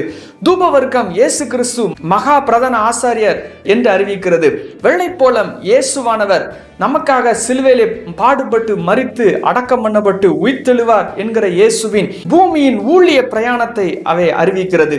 சாஸ்திரிகள் யூதருடைய ராஜா எங்கே என்று அவர்கள் கேட்டு இயேசுவுக்கு அவர்கள் செய்த காரியம் இஸ்ரவேலர்கள் கண்களுக்கு மறைக்கப்பட்ட ஒரு காரியமாய் இருக்கிறது. எந்த ஒரு மனிதனாலும் புரிந்து கொள்ள முடியாத ரகசியமாய் இருக்கிறது. வெறும் பிரதான ஆசாரியனுக்கு மாத்திரம் தெரிந்திருந்த ரகசியங்கள் இயேசு கிறிஸ்து வரும்பொழுது இவருக்கு கொடுக்கப்பட வேண்டும் என்று தீர்க்க தரிசனமாய் முன் அறிவித்து சரியாக எழுதப்பட்டதாய் இருக்கிறது. இயேசு பிறக்கும் பொழுதே அவர் மேசியாவாக, ராஜாவாக, கிறிஸ்துவாக இயேசு பிறந்தார். இயேசு பூமியிலே வாழும் பொழுது அவர் ராஜாவாக, மேசியாவாக, கிறிஸ்துவாக அவர் இருந்தார். இயேசு மரிக்கும் பொழுது சிலுவையிலே யூதருடைய ராஜாவாக, கிறிஸ்துவாக, மேசியாவாக, உலகத்தை நியாய தீர்க்க வருகிற மகா பெரிய தெய்வமாக அவர் இருந்தார். அவர் உயிர்த்தெழுந்து இன்றைக்கும் உயிருள்ள தெய்வமாக இருக்கிறார். அவர் இன்றைக்கும் வாசம் பண்ணுகிறார். இன்றைக்கும் ராஜாதி ராஜாவாக சிங்காசனத்திலே வீற்றிருக்கிறார். உங்களுடைய வாழ்க்கையும் சரியாக நடத்துவதற்கு இயேசுவால் முடியும். உங்களை வழி நடத்த இயேசுவால் முடியும். இயேசு சகலத்தையும் செய்ய வல்லவராய் இருக்கிறார். இன்றைக்கு அந்த இயேசுவை உங்களுடைய சொந்த இரட்சகராக நீங்கள் ஏற்றுக்கொள்ளுங்கள். இயேசு உங்களுக்காக எல்லாவற்றையும் செய்து முடிப்பார். உங்களோடு இருக்கின்ற தேவன், நம்மோடு இருக்கிற தேவன் இம்மானுவேலராய் எப்பொழுதும் இருக்கிறார். ராஜாதி ராஜாவாக, கர்த்தாதி கர்த்தராக எப்பொழுதும் நம்மோடு இருந்து கொண்டிருக்கிறார். இந்த இயேசு கிறிஸ்து உங்களோடு எப்பொழுதும் இருக்கிறார் என்பதை நீங்கள் மறந்து விடாதீர்கள். இயேசு உங்களை ஆசீர்வதிப்பாராக. ஆமென். The symbols of Christmas. Christmas என்ற வார்த்தையை கேட்ட உடனே இந்த கிறிஸ்மஸ் ட்ரீ நமக்கு ஞாபகத்துக்கு வருது. இந்த ஸ்டார் நமக்கு ஞாபகத்துக்கு வருகிறது. இன்னும் எத்தனையோ கிஃப்ட்ஸ் நமக்கு ஞாபகத்துக்கு வருது. The reindeer, the snow and so many more symbols. We are remembering all those symbols. இந்த ட்ரீயை பார்க்கும்போது நம்ம என்ன தெரிஞ்சுக்கிறோம்? அந்த ஸ்டாரை பார்க்கும்போது அது ஒரு அடையாளமாக இருக்கிறது. எதுக்கு இந்த ஸ்டார் நம்ம எல்லார் வீட்லையும் நம்ம பார்க்குறோம்? அது ஒரு அடையாளமாக ஆண்டவரை பார்க்க வழி நடத்தி அந்த நட்சத்திரம் என்று ஒரு அடையாளமாக இருக்கிறது. இப்படி ஒவ்வொரு சிம்பலுக்கும் ஏதோ ஒரு அடையாளம் இருக்கிறது. ஆனால் சில நேரத்தில் அந்த அடையாளத்தையே மறந்து நம்ம சந்தோஷமாக கொண்டாடிட்டு இருக்கோம். கொண்டாடுவது ரொம்ப சந்தோஷம்தான். ஆனால் தெரிஞ்சுக்கிட்டு கொண்டாடும் போது, தெரிஞ்சுக்கிட்டு இந்த ஸ்டார், இந்த டெக்கரேஷன்ஸ் இது எல்லாத்தையும் நம்ம கொண்டாடும் போது இன்னும் நாம் சந்தோஷமாக அறிந்து கொண்டு கொண்டாடலாம். அதனால இந்த கிறிஸ்மஸ் சிம்பிள்ஸ் பற்றியெல்லாம் நம்மிடம் பேசுவதற்கு, நமக்கு கற்றுக் கொடுப்பதற்கு வந்திருக்கிறார்கள் மிஸ்டர் லெவ்லின் ஆல்பர்ட் அவர்கள்.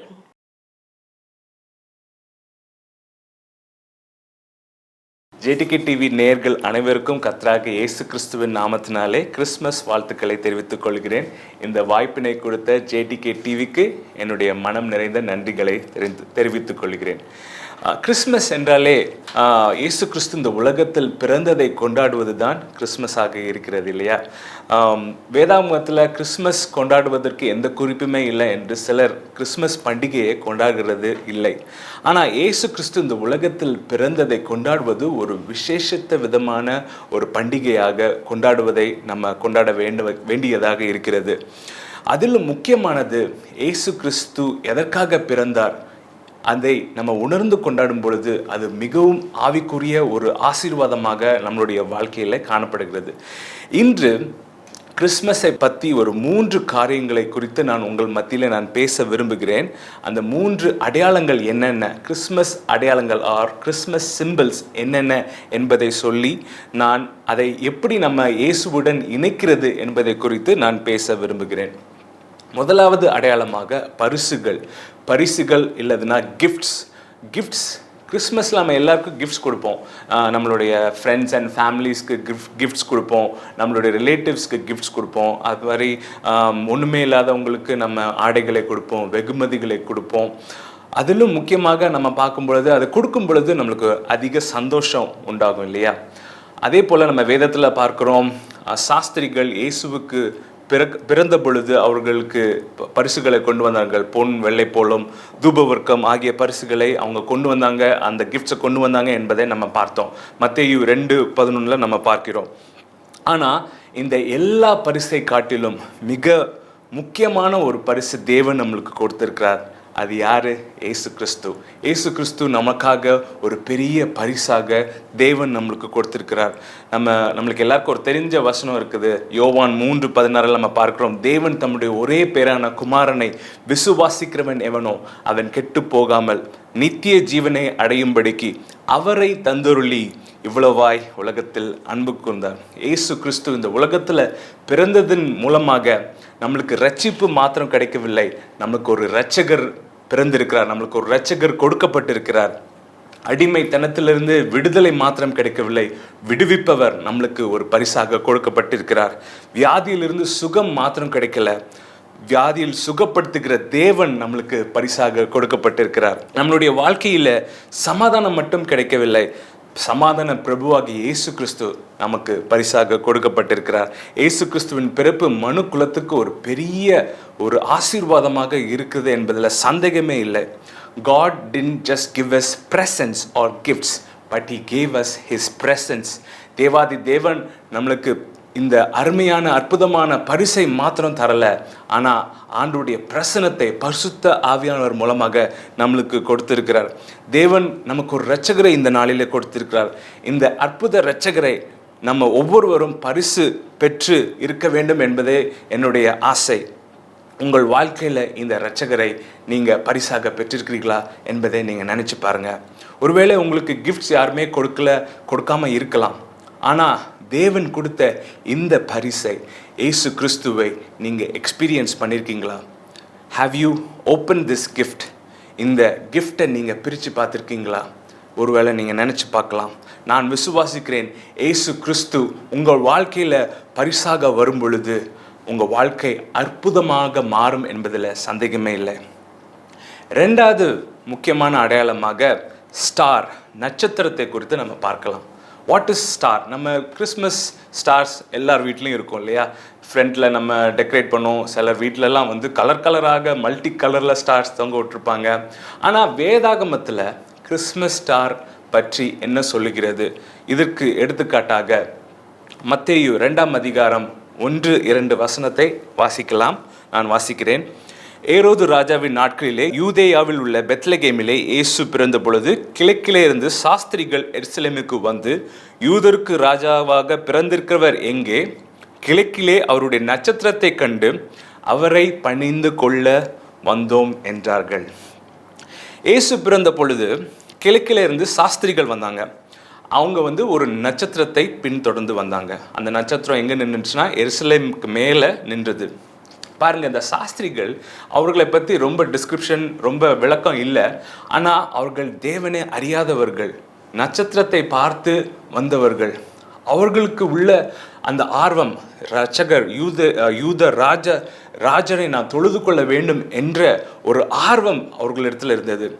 நீங்க தொடர்ந்து அடுத்த வசனத்தில் பார்த்தீங்கன்னா, சாஸ்திரிகளுக்கு அப்புறம் பிரதான ஆசாரியர் மற்றும் வேத பாரகர் எல்லாரும் இயேசு எங்கே பிறந்திருக்காங்க உங்களுக்கு நல்லா தெரியும். நீங்கள் அடுத்தடுத்த 4வது வசனம் நினைக்கிறேன், அதில் நீங்கள் வாசிக்கும் பொழுது அவங்க எங்கே இயேசு பிறந்திருக்கிறார், பெத்லகேம் ஊரிலே பிறப்பார் என்று எல்லாரும் அவங்களுக்கு தெரியும்.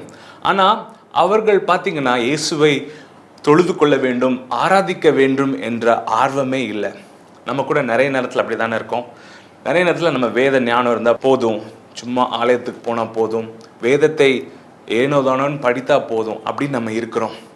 ஆனால் do you have a real relationship with the Almighty God? Do you have a relationship with Jesus?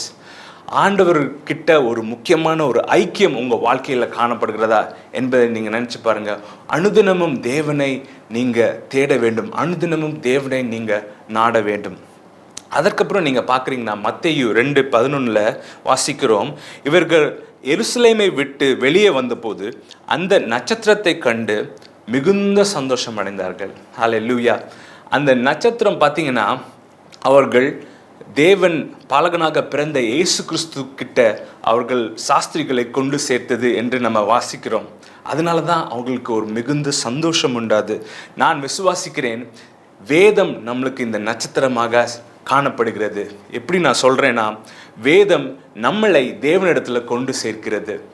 நம்ம வேதம் வாசிக்க வாசிக்க, வேதத்தை படிக்க படிக்க ஆண்டவரோடு கூட அந்த உறவு பலப்படுகிறது. ஹல்லேலூயா. யோவான் 5:39 நம்ம வாசிக்கிறோம், வேத வாக்கியங்களை ஆராய்ந்து பாருங்கள், அவைகள் என்னை குறித்து சாட்சி கொடுக்கிறது என்று வசனம் சொல்கிறது. இயேசுவை நீங்கள் நல்லா அறியணும்னா நீங்கள் வேதத்தை நல்லா ஆராய்ந்து பார்க்க வேண்டும். வேதத்தை அனுதினமும் படிக்க வேண்டும். சாஸ்திரிகள் நட்சத்திரத்தை மூலமாக இயேசுவை கண்டு கொண்டார்கள். இன்றைக்கு எந்த நட்சத்திரம் உங்களை வழிநடத்துகிறது என்பதை நம்ம யோசித்து பார்ப்போம். நிறைய பேர் சோஷியல் மீடியாவில் இருக்கிற நட்சத்திரத்தை ஃபாலோ பண்ணுறாங்க. நிறைய பேர் மற்ற நட்சத்திரங்களை எல்லாம் ஃபாலோ பண்ணுறாங்க. ஆனால் whom are you following? Are you following the social மீடியாவில் இருக்கிற நட்சத்திரத்தையா, இல்லைன்னா உங்கள் கால்களுக்கு தீபமாக இருக்கிற வேத வசனமா என்பதை நீங்கள் நினச்சி பாருங்கள். மூன்றாவதாக கிறிஸ்மஸ் மரம், கிறிஸ்மஸ் ட்ரீ. நம்ம எல்லார் வீட்லேயும் நம்ம கிறிஸ்மஸ் ட்ரீயை பார்க்கலாம் இல்லையா? மூன்றாவது அடையாளமாக நான் சொல்லுகிறேன், கிறிஸ்மஸ் ட்ரீ எப்பொழுதுமே ரொம்ப அழகாக டெக்கரேட் பண்ணி லைட்ஸ்லாம் போட்டு நம்ம டெக்கரேட் பண்ணியிருப்போம். நிறைய ஆபரணங்கள்லாம் போட்டு அலங்கரித்திருப்போம். எங்கள் வீட்டில் கூட ஒரு வழக்கம் இருக்கிறது. என்ன வழக்கம்னா, ஒவ்வொரு வருஷமும் எங்களுடைய கிறிஸ்மஸ் ட்ரீயை டெக்கரேட் பண்ணுறதுக்கு குடும்பமாக கூடி வந்து அதை நாங்கள் அலங்கரிப்போம். அதில் எனக்கு ரொம்ப கிடைச்ச ஒரு முக்கியமான ஆப்பர்ச்சுனிட்டி என்னென்னா, என்னுடைய சின்ன மகளை தோளில் மேலே சுமந்து அவளை அந்த ஸ்டாரை நாங்கள் மாட்டுவோம். ஒரு பெரிய ஸ்டார், அந்த கிறிஸ்மஸ் ட்ரீக்கு மேலாக அந்த ஸ்டாரை நாங்கள் மாட்டுவோம். அதில் மாட்டும் பொழுது எங்களுக்கு அவ்வளோ சந்தோஷம் இருக்கும். மற்றும் தேவனுடைய வசனங்கள் மற்றும் தேவனுடைய நாமங்களை அந்த கிறிஸ்மஸ் ட்ரீயில் நாங்கள் கெட்டி நாங்கள் தொங்க விடுவோம். உங்கள் வீடுகளிலும் இதே மாதிரி உங்களுக்கு ஒரு பழக்கம் இருக்கலாம். ஆனால் இன்னைக்கு நான் இன்னொரு மரத்தை பற்றி நான் பேச விரும்புகிறேன். கிறிஸ்மஸ் ட்ரீயை போல இன்னொரு மரத்தை பற்றி நான் பேச விரும்புகிறேன். அந்த மரத்தில் பார்த்திங்கன்னா கிறிஸ்மஸ் அலங்காரங்கள் இல்லை, இந்த மரத்தில் கிறிஸ்மஸ் ஆபரணங்கள் இல்லை. ஆனால் இந்த மரம் மிக மிக முக்கியம் வாய்ந்ததாக காணப்படுகிறது. இந்த மரத்தில் கிறிஸ்மஸ் லைட்ஸ்லாம் இல்லை. ஆனால் இந்த மரத்தின் விளைவாக ஒரு நாள் வெளிச்சமே இல்லாமல் போனது. இந்த மரத்தின் விளைவாக மக்களுடைய மனதில் வெளிச்சம் உதித்தது. கிறிஸ்மஸ் மரம் இந்த காலங்களில் ஒரு முக்கியமான ஒரு அடையாளமாக இருக்கலாம். ஆனால் கல்வாரி சிலுவையில் காணப்பட்ட அந்த சிலுவை மரம் நம்மளுடைய வாழ்க்கையில் மிக மிக முக்கியமான ஒரு மரமாக காணப்படுகிறது. ஏன்னா அந்த மரம் நம்மளுடைய வாழ்க்கையில் நம்பிக்கை கொண்டு வந்தது. இந்த கிறிஸ்மஸ் மரத்தின் கீழே நம்ம பரிசுகள் எல்லாம் வைக்கலாம். நிறைய மேலை நாடுகளிலெல்லாம் நம்ம பரிசுகளை நிறைய வச்சு அவங்க கிறிஸ்மஸ் அன்னைக்கு அந்த பரிசுகளெல்லாம் ஓப்பன் பண்ணுவாங்க. ஆனால் இந்த சிலுவை மரத்தில் மிகப்பெரிய பரிசாகிய இயேசு கிறிஸ்து நமக்காக மரித்தார், நமக்காக பலியானார். பழுதற்ற பலியாக நம்மளுடைய பாவங்களுக்காக அவர் மரித்தார் என்று வேதம் கூறுகிறது. 1 பேதுரு 3:18 நம்ம வாசிக்கிறோம், ஏனெனில் கிறிஸ்துவும் நம்மை தேவனிடத்தில் சேர்க்கும்படி அநீதி உள்ளவர்களுக்கு பதிலாக நீதி உள்ளவர்களாய் பாவத்தின் நிமித்தம் ஒரு தரம் பாடுபட்டார் என்று. தேவனிடத்தில் நம்மை சேர்க்கும்படி அவர் நமக்காக பலியானார்.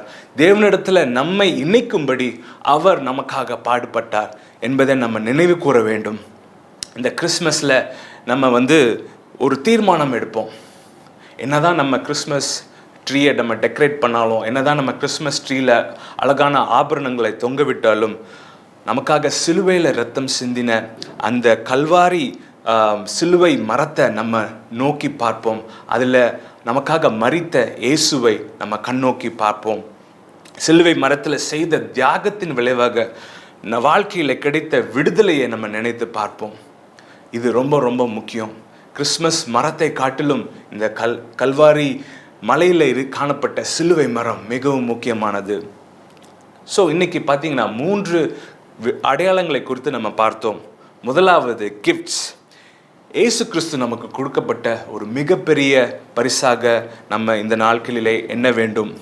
இரண்டாவது பார்த்தீங்கன்னா கிறிஸ்மஸ் ஸ்டார், நட்சத்திரம், வேத வசனமாகிய நட்சத்திரம் நம்மை தேவனுக்கு நேராக வழிநடத்துகிறதாக இருக்கிறது.